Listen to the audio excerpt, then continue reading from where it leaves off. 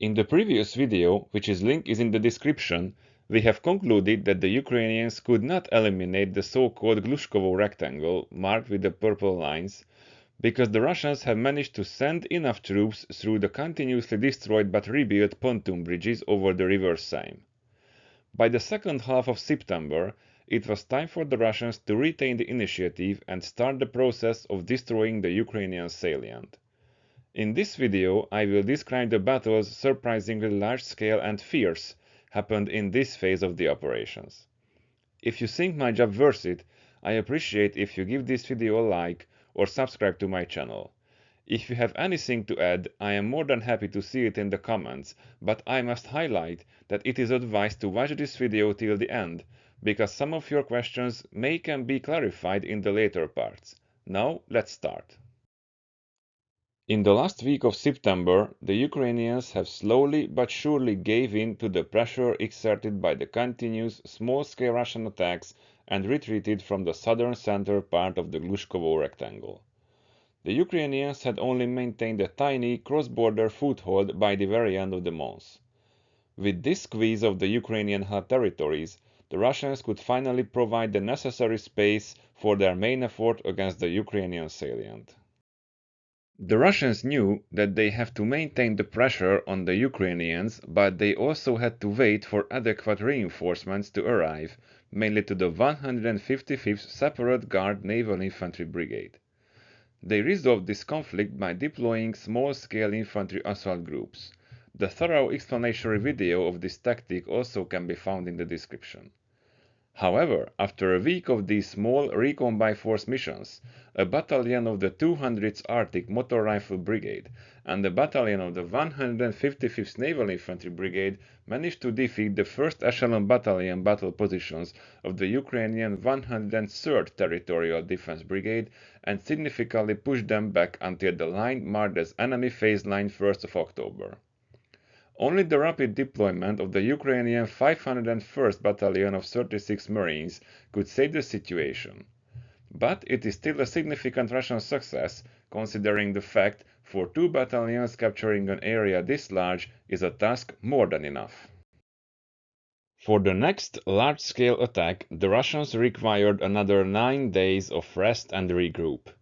As I always say, terrain decisively defines tactical and operational level land forces operations. In this case, the Ukrainians had pretty good defenses near Kremyanoye and Olgovka along the Krepna Creek, and they also had favorable terrain along the forests east of Korenyevo. It was also not advised to attack at the southern flank because it was the closest to the Ukrainian long-range missile artillery, and it was also a dead end because of the water obstacles. However, the direction of Lyubimovka provided an ideal axis of attack because it directly led to the small village of Ziliony Shilak, marked as Objective Zulu, which is a vital choke point for the whole western flank of the Ukrainian salient. Regarding the 155th Separate Guards Naval Infantry Brigade, I must add that by this time this unit was taking part in heavy combat in the Kursk region for at least 9 weeks and suffered significant casualties in the meantime. However, it seems that by this time they acted as a quasi-division, as an umbrella organization if you like. They constantly received additional reinforcements to their organic units, and they also constantly received other units under their operational control. For some reason, it seems to me that next to the 106th Guards VDV Division, the 155th Naval Infantry Brigade's command and staff was and still is a main organizer and leader of these operations.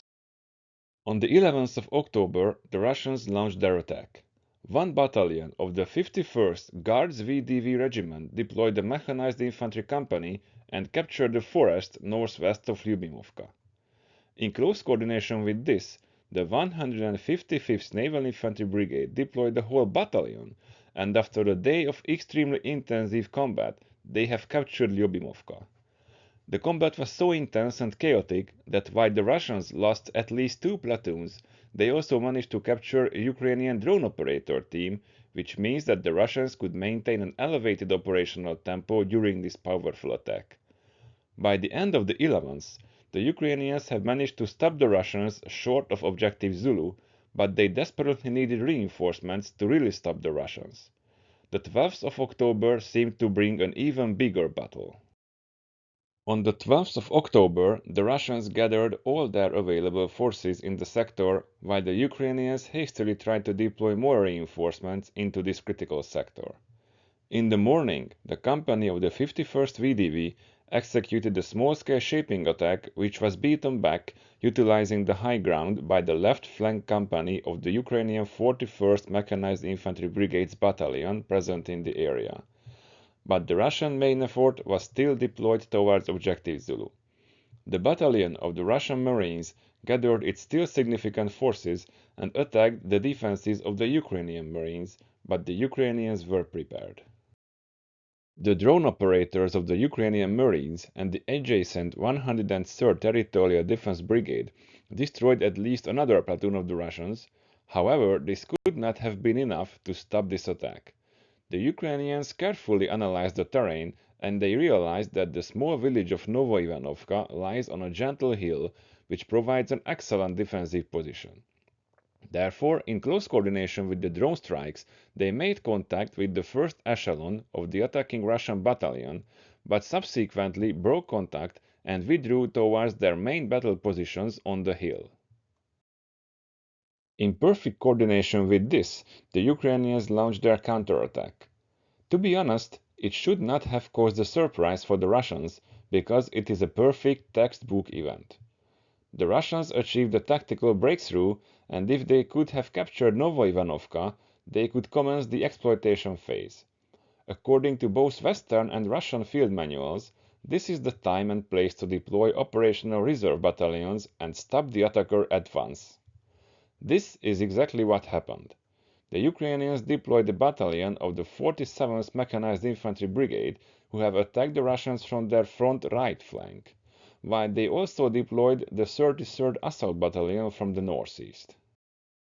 The 33rd and the Marine Battalion was the anvil, and the 47th was the hammer. They smashed the battalion of the Russian 155th Marines and recaptured Objective Zulu. However, they could not advance further because they received a hail of artillery and drone strikes, so in order to avoid further casualties, the Ukrainians called off their counterattack before reaching Lyubimovka. After a 36 hours long artillery and aerial bombardment, the Russians repeated their attack on the 15th of October with a mechanized infantry company, but this attack failed spectacularly. The main reason of this is that the Ukrainians employ mobile defense tactics. This is something worth a bit of an explanation in order to understand the events of the following months. Defense is a fundamental form of military operations which is coerced or voluntarily chosen. There are three types of defense: area, or if you like static defense, mobile defense, and the combination of the two. Mobile defense is best used when the enemy has overwhelming firepower and the terrain allows the defender not to tenaciously hold each centimeter of it. While conducting mobile defense, the two most important elements are evading the enemy strikes and the subsequent well-coordinated counterattack. In order to achieve this state, for the first, the defender has to have a good reconnaissance system in order to be able to exactly predict the enemy's attacks. This is key if the defender wants to evade the attacker's strikes, such as artillery preparations and glide bombs. In this case, the Ukrainians were lucky, hence according to my analysis, the Russians still have hours-long kill chain deploying their glide bombs. The target coordinates are gathered by the Russian battalion, but rather regimental or brigade level reconnaissance elements. This is forwarded to the division, which after consideration forwards it to the Combined Arms Army, which forwards it to the Air and Air Defense Army, which forwards it to the aviation base, where the sortie is planned and an execution order is issued to the pilot. But I also add that the Russian artillery has been significantly improved the swiftness of their kill chain from hours to dozens of minutes, mainly in regard of brigade-level artillery. As I said, the other important element is the well-coordinated counterattack. In the first phase of mobile defense, the first echelon forces of the defender evade the enemy's attack. They may execute some ambushes and drone strikes, but no more. The attacker is allowed to advance. But when the attacker would almost reach the rear areas of the first echelon battalions, thus achieving a tactical breakthrough, a counterattack must be launched. These counterattacks are executed with tactical reserves, therefore a very close coordination is needed with the first echelon and the reserves. These counterattacks must be planned and executed very swiftly, therefore obtaining highly trained commanders, staffs and soldiers are a must in order to be able to successfully execute a mobile defense. After the previously described failed attacks, it seems that the Russians need to change their center of gravity. By the way, if you are interested about the thorough analysis of the Russian balance shifting attack method, check out my video on this topic, link in the description. If we consider the attacks of 12th and 15th of October, we can see that the area of influence is that I marked with the green lines. Knowing the well-functioning and well-thought-out Russian balance-shifting offensive method, we could think that the Russians would attack from the northeast and the north. However, this is not exactly what had happened. The task of destroying the Ukrainian salient has been received by an old FSB general, a trusted man of Putin, but a poor quality military officer. Albeit he realized that he has significant forces under his command, he failed to organize their operations. Instead of this, he ordered to repeat the previously failed attack for the third time. So the 155th Marines had to repeat their failed attack towards Objective Zulu. According to my assessment, this brigade has suffered at least a company but less than a battalion worth of losses in the previous weeks, so this unit had adequate resources to carry out a shaping attack, but they did not have enough power to act as a decisive operation. In spite of this, the 155th Naval Infantry Brigade received the task of the main attack, and while from the northeast, small-scale attacks were launched to fix the Ukrainians there. An order is an order, and the attack was launched. Thanks to their initial high tempo and the Ukrainian mobile defense tactics, the Russians have managed to capture Objective Zulu, and they tried to push forward their further objective, the Ukrainian positions on the hills around Novoivanovka. The Ukrainian 47th Mechanized Infantry Brigade fought stubbornly on the hilly terrain, and they have launched some small platoon-scale counterattacks, and they managed to stop the Russians. But in this phase of an attack, the attacker still has the option to deploy its second echelon, and if they do, the defender will face extreme difficulties. For the total picture, I must add that in this situation, according to my own estimates, the Russians enjoyed a 2.5 to 1 combined force ratio, which is not enough to continue the attack, but if they could deploy their second echelon battalion, this ratio would change to 5 to 1, which is much more favorable. The Russians indeed deployed their second echelon in order to achieve a complete breakthrough. The Ukrainians could not send help from the adjacent battalion of the 41st Mechanized Brigade, hence they were under attack also. They had to dispatch a mechanized infantry company of the 95th Air Assault Brigade, which, in close coordination with the 47th Mechanized Brigade's reserves, managed to stop the Russian second echelon's attack and push them back to Objective Zulu. The Ukrainians averted the imminent threat of cutting their salient into two, but the situation was far from convenient. By losing Objective Zulu, Novoivanovka was under imminent threat because if the Russians can gather enough forces and somehow organize their attacks at least mediocre level, they could easily capture the village. And if Novoivanovka is captured, the Ukrainian forces in the north will be trapped. It was a huge risk, because the Ukrainians knew that the Russians had already gathered large forces and they will gather more. And the Ukrainians also knew that they could not hope that the Russians will not improve. Therefore, the Ukrainians decided to reduce the occupied area and withdraw their forces from the villages of Olgovka and Kremyanoye. By doing so, the Russians tried to launch some tentative pursuit, but they were met with the well-coordinated and lethal local ambushes and counterattacks of the Ukrainian 95th Air Assault Brigade. All in all, the Ukrainians withdrew their forces to the line marked as First Line of Own Troops 22nd of October. I can understand that someone's feelings can't take it, but from these operations it is very clearly visible that the Russian forces fighting in this area were unable to execute their operations at an acceptable level even by their standards. Meanwhile, the Ukrainian units in this sector can be considered as elites. For those who don't believe me, here are some geolocated pictures with the results of this exact engagement. Sadly, this situation was not the same in the other sectors of the front. After these battles, the scale of the attacks had been reduced.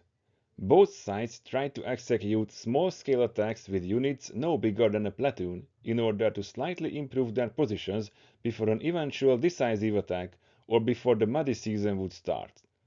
The Russians, presumably the 810th Marines, attacked from the vicinity of Kremyannoye, while the Ukrainians attacked with a platoon of the 47th Mechanized Infantry Brigade towards Objective Zulu from the south in the vicinity of a very small village called Tolsty Lug. These seemingly identical operations achieved very different results, because of which I think it is worth to have a closer look on them. The Ukrainians launched their attack with a platoon of Bradley Infantry Fighting Vehicles, or IFVs if you like. With the mechanized infantry platoon, they could have an objective no bigger than a Russian squad's battle position. After thorough reconnaissance, they found a pass that it is probably not that heavily mined, and they advanced in a column formation, visible in the picture. They managed to breach the Russian technical obstacles, or they used the previously existing gap.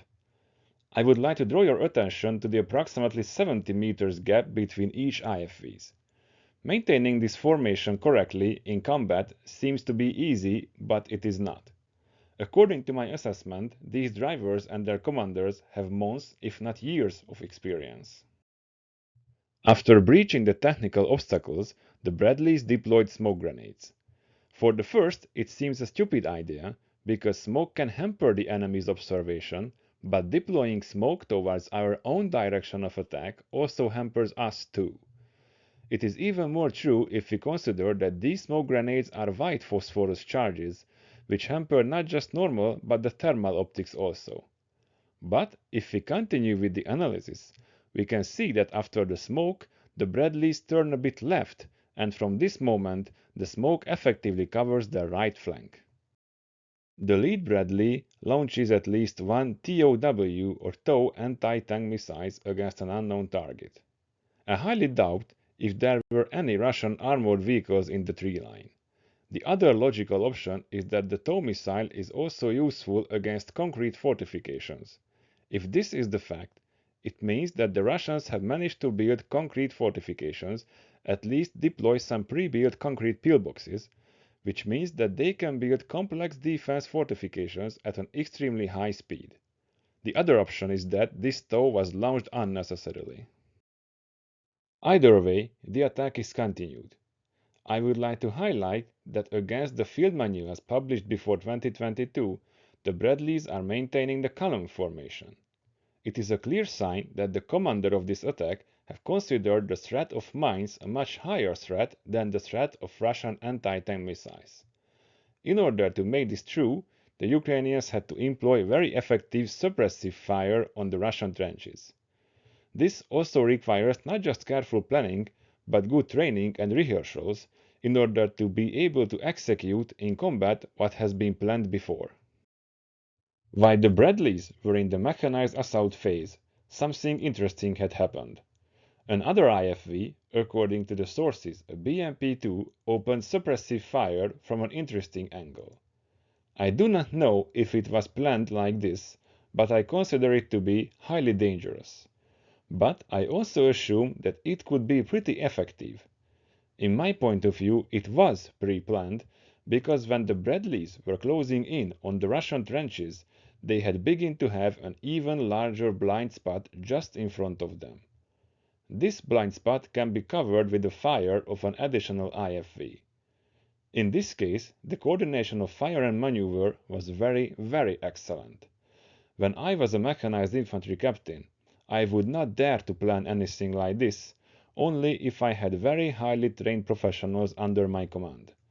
Kudos to the Ukrainian junior officers and NCOs here. In the final phase of the attack, the Bradleys reached the tree lines where the Russian trenches are. While the support by fire is continuous, the infantry is unloaded and assaults the Russian trenches. But I would like to highlight that during the infantry combat in the trenches, the fire support is constantly maintained and adjusted according to the infantry's rhythm. This level of coordination is the must if one wants to successfully execute tasks like this.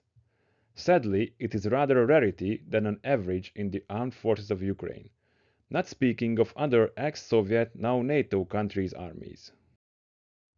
As I said before, almost parallel with this Ukrainian attack, the Russians also launched one, almost exactly like the Ukrainians. South of Kalinov, a Russian mechanized infantry platoon equipped with BTR-82s was sent to capture a tree line with the Ukrainian squad's battle position in it. Just like the Ukrainians did, the Russians also advanced in a column formation because of the same reason – mines. The distance is also very good. The problems began after this. As you can see from these little smoke clouds, the BTRs open fire, which is perfectly normal. However, the absence of covering smoke screen is clearly visible that it is not visible. When they reach approximately 70–80 meters from the tree line, they form into a line formation from the column. While this happens, the BTR in the center receives a hit, but it can still fire its 30mm autocannon, so it seems that so far everything is fine. Notice that the infantry had already started to dismount from the firstly arrived BTR on the left flank. Exactly when the third BTR arrives on the right flank, the first BTR on the left flank has already dismounted its infantry and starts to move back. I have multiple problems with this. 1. The infantry should be dismounted almost at the same time. 2. The right flank BTR moved forward too much, thus creating a blind spot for the BTR on the center to the right side, exactly where the right flank BTR has a blind spot due to the close proximity of the tree line. To make matters worse, the left flank BTR has already started retreating, while the infantry is still moving around after dismounting the vehicle. All of this is a clear sign of very low-level unit cohesion. But the situation is getting even worse.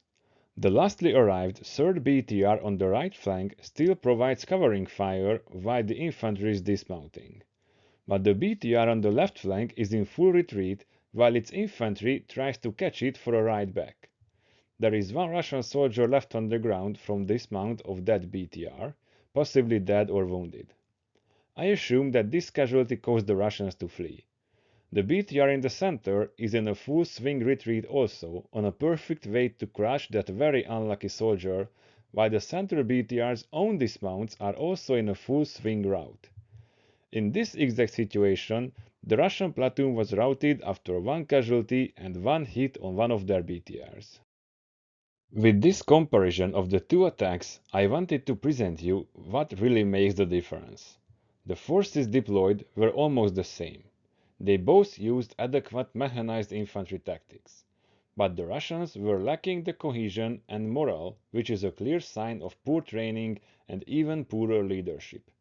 But I must also highlight that I don't say that this is an overall general picture of the two armies. Quite the contrary. What I really wanted to highlight that in near-peer conflicts like this, those not quantifiable characteristics make the real difference, like level of cohesion, quality of leadership, and troops' morale. What I said is even more true if we consider the events of the following week, the second week of November. The Russians repeated their attack near Kalinove as a shaping operation and launched at least a battalion of the 810th Marines against Pogrebki. In perfectly good coordination with this attack, the 51st VDV launched its own attack towards Novoivanovka, and by the 16th of November they managed to push back the Ukrainians to the Red Line. From these events, I assume that by early November, the Russians have managed to organize an acceptable level of coordination between their forces at the operational level. In the same time, in the bottom right corner of the salient, the Russians were also on the attack. They have managed to capture Ulanok and push towards the bridge between Fansayevka and Plehovo. But this attempt was stopped with the coordinated activity of drones and drone-adjusted mortars and infantry of the Ukrainian 129th Territorial Defense Brigade. The third week of November did not bring serious changes in the front line, but the platoon-level attacks were continuous. The Russians attacked mainly around the north and northeast, while the Ukrainians counterattacked around Novoivanovka. According to video evidence, a patchwork platoon of armored vehicles of the 425th Assault Battalion captured some trenches in the open field, which are pretty difficult to hold. They are practically death traps. Therefore, after their success, the Ukrainians withdrew. In my point of view, with this attack, the Ukrainians' goal was to try to prevent the Russians solidifying their positions here. In the last week of November, mainly positional battles were going on. Somewhere around the 28th of November, the Russians launched an attack south of Ziliony Shilach, the well-known objective Zulu, with 4 IFVs, 2 tanks and 3 pickup trucks, which was stopped by a very interesting method. The Ukrainians quickly deployed mines with drones before and behind them. The Russian attack has been stopped, and 6 of their vehicles had been destroyed in the subsequent drone and artillery strikes. In the first week of December, the positional battles had continued. The fiercest battles were around the village of Darino in the southwestern corner of the salient and around Cherkaskoye Konopelka, the southeastern corner of the salient. In both cases, the Russians managed to coordinate their artillery and their infantry assault groups, and with the second or third wave they achieved their tactical goals. What is even more interesting, that in the west, near Darino, the Ukrainians launched a counterattack only with tanks supported by drones. There were no infantry, because I assume they tried to save their precious manpower. But wow! As an ex-mechanized infantry officer, it is very interesting to see that tanks can be supported with drones instead of infantry. But as we could see, not that perfectly, because one T-64 was hit and the Leopard 2 has also been hit by a Russian wire-guided FPV drone. So I would say that this tactic did not achieve the desired result. In the second week, elements of the Ukrainian 36th Marine Brigade defending the area found a better option to stop a Russian platoon-sized assault of the Russian 83rd VDV Brigade. They deployed drones which deployed mines. They also deployed FPV drones, and when the Russian attack was stopped, they finished them with drone-adjusted artillery and even more FPV drones. This seems to be clearly a better way to stop an attack than sending 2 tanks with inadequate support.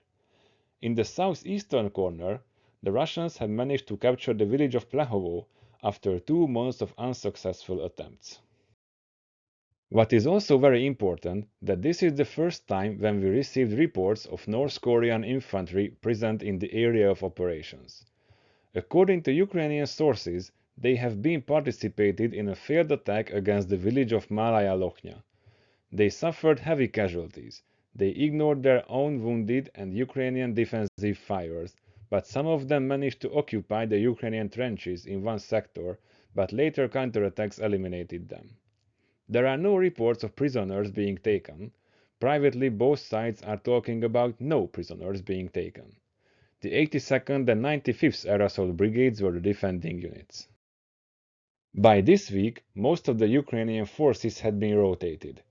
Elements of the 1st Tank Brigade and the 17th Heavy Mechanized Brigades released the 425th and 33rd Assault Battalions, and the 92nd Air Assault Brigade has also appeared near Malaya Lochnya in the north.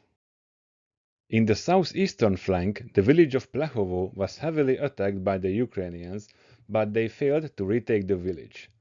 This is mainly due to the fact that before the attack they had to cross the Psyol River, which made the attack very difficult. According to Russian state media, This defensive victory was achieved with the help of North Korean soldiers. Yes, dear Russian trolls visiting my channel, even the Russian state media admits that there are significant number of North Korean soldiers around the Suja salient. Another important event is that the Russian 155th Marines were back in the business and they took Novoivanovka. According to my guesstimates, based on open sources, the Russians could capture this vital objective in almost 3 months and losing a brigade worth of casualties. As now the weather has turned into winter, it is no surprise that the warring parties exploited the eventual fog and snowstorms. The Ukrainian 225th Battalion detected the deployment of an assault bridge, which the Russians have managed to bring forward without the Ukrainians noticing it. The Ukrainians only noticed it when a mechanized infantry company was spotted moving towards Darino. They were ready for them when the Russians attacked. The 1st Tank Brigade, which has most of its elements deployed in the Pokrovsk sector, used drones to destroy some of the vehicles near Darino. The 80th Brigade is operating closer to Cherkasskoye Porechnoye on the eastern side of the salient, but their drones were helping out the Marines at Darino on the western side of the bulge. This flexible targeting across organizational boundaries demonstrates effective multi-unit communications and should be a standard throughout Ukraine. Sadly, it is not. The 47th Mechanized Infantry Brigade managed to beat back the repeated Russian attack near Novoivanovka, but the Russians managed to kill an M1 Abrams tank near the village. On the eastern flank of the Ukrainian salient, in the 3rd week of December, the Russians limited their actions only to deploy small infantry assault groups. Their main task was to execute recon by force missions across the Psio River west of the village of Plechovo. Some of them was destroyed before reaching the river, but some of them has managed to cross it thanks to the effective Russian electronic warfare measures and the bad weather hampering the drones. Which unit crossed the river were destroyed by a combination of drones, artillery and infantry. The only successful operation in this sector was an attack of an assault group of the 11th Air Assault Brigade, which managed to advance some hundreds of meters and to capture a tree line with Ukrainian trenches in it. Important feature of this operation was a good coordination between the Russian artillery, infantry and drones. Also, the 3rd week of December was when we could observe the first video evidence of deployment of North Korean troops. While the 225th Assault Battalion destroyed the above-mentioned assault bridge near Darino, drone and artillery units of the 17th Mechanized Infantry Brigade destroyed at least a platoon of North Korean soldiers a bit north of the attempted river crossing. Beside the video evidence and captured soldiers, I would consider their extremely idiotic behavior to be a very solid proof of the North Koreans' presence. These units did not act like the Russian infantry assault groups. They moved in concentrated groups through open fields and did not react that organized manner after incoming artillery or drone attacks like the Russian assault groups would have done. The last week of the year, the Russians tried to further deepen their penetration southeast of Lyubimovka. This is still the most important axis of attack, because if the Russians can reach the choke point near Lebedyevka, they could force the Ukrainians to withdraw directly near Suja, thus practically eliminating the Ukrainian salient. The Russians deployed 2 mechanized infantry platoons, but the coordinated fire of Ukrainian drones, artillery, and limited counterattacks of mechanized forces destroyed the Russian platoons. At the end of the year, the Russians sent an assault group against almost all Ukrainian battle positions. Thanks to these overwhelming attacks, the Russians suffered significant casualties, but they managed to capture the woods east of Novoivanovka, thus fully capturing this very important element of the terrain after more than 3 months of bitter fight. In close coordination with this success, they sent 2 mechanized infantry platoons towards Malaya Lochnya, but these forces were destroyed by a counterattack of the 116th Mechanized Infantry Brigade's drone, infantry and armor units near the very small village of Leonidovo. It is important to mention that on the very last days of 2024, it seems that the Russians temporarily managed to evade the Ukrainian electronic warfare countermeasures. At least, it is my deduction, based on the videos from drone strikes against Ukrainian vehicles outside of the range of Russian wire-guided FPV drones. The first week of 2025 brought another Russian attempt towards Malaya Lochnia that failed exactly just like the previous, due to the effective Ukrainian mobile defense measures. Another important event was the Ukrainian attack towards the village of Bergin, of which I made a video, so I don't want to repeat myself here. It is only enough to note that the Ukrainians have managed to capture some parts of the village by the end of the 6th of January, but it did not change the operational situation in the salient. On the bottom right flank of the salient, the Russians' main objective was the village of Makhnovka. According to Ukrainian sources, the Russians lost a battalion worth of forces in the last months in the attacks towards the village. I consider this too much. According to my guesstimates, this number should be somewhere at around a company. The Russians launched attack after attack for 3 days, and they have managed to capture a foothold in the houses at the edge of the village. The Ukrainians had to dispatch some of their reserve elements. Some of their infantry units were caught in the open, which means for me some problems with the coordination. But it seems that some armored elements have managed to enter Makhnovka and squeezed the Russians out of the village in a brutal close-quarters fight. The previous week's Ukrainian success near Bergin was annulled by an attack of the Russian 3rd Tier Motorized Rifle Regiment. The Russians also decisively recaptured the village of Pogrebki.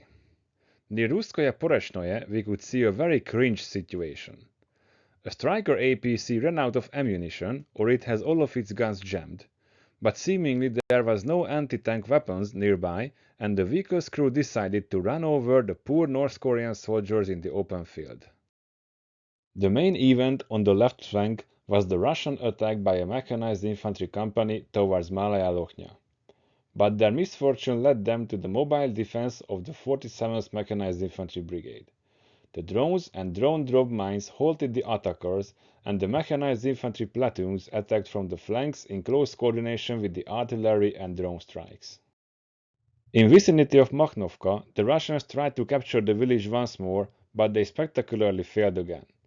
However, these attacks were going on throughout the whole week, and the Russians managed to gain a foothold in the woods east of the village. All in all, this week brought a slow but steady squeeze of the Ukrainian salient. In this regard, the third week was the continuation of the second one. The Russians suffered casualties near Darino. Their main attack was destroyed just again near Malaya Lochnia, however they indeed managed to advance a bit there. The Russians also managed to advance a bit in the center and on the right flank, but by the end of the week and until the publication of this video it seems that there is a lull in the fight. If we have a closer look on the terrain, we can see why. The Ukrainian defenses run along easily defendable terrain, which helps them. It is also supplemented by the fact that the Russian forces around the salient are largely incapable of executing coordinated offensive actions. They are only capable of executing attacks by infantry assault groups and mechanized platoons. Approximately in 50% of the situations, they cannot effectively fend off the Ukrainian counterattacks, but sometimes they can, mainly thanks to their sophisticated drone and electronic warfare technology. By the end of the third week of January 2025, the Russians recaptured approximately half of the salient, considering its largest territory, back in late August 2024. Since the commencement of the Ukrainian offensive on the 6th of August, there is a debate whether this attack worth it or not. To be honest, after the research that I've done for this video series, I cannot answer it decisively. The Russian attacks in the Donbass did not stop. But it is also true that the Russian forces suffered enormous casualties, and now the best Ukrainian units are holding back a 5 times bigger Russian force than themselves. But these units are also badly needed in the Donbass. From the point of view of this channel, we could observe both the Ukrainian and the Russian armed forces at their best. We could see how it is possible to plan, organize and execute successful combined arms offensives in the era of naked battlefield which is saturated by sensors. You need high level of coordination, modern technology and very well trained troops led by very good commanders and staffs. All of this could serve as a good practice which should be spread throughout the whole Ukrainian army. Too bad that it has not yet been done. We could also observe some alternative solutions for this. The Russians successfully exploited their resources at hand, large number of infantry assault groups and overwhelming artillery. Although they usually lack the coordination, their superior electronic warfare assets helped them achieving tactical victories. We could also observe a successful mobile defense in this new era of naked battlefield. It was only possible with the very good quality troops the Ukrainians had in the salient. But I must also underline that when the Russians managed to organize the employment of their overwhelming superiority, the Russians always achieved their goals. All in all, I found it very interesting to research these topics.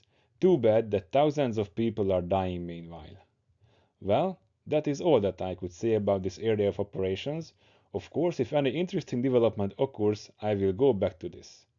Thank you for watching. If you think my job worth it, feel free to give it a like, subscribe and share.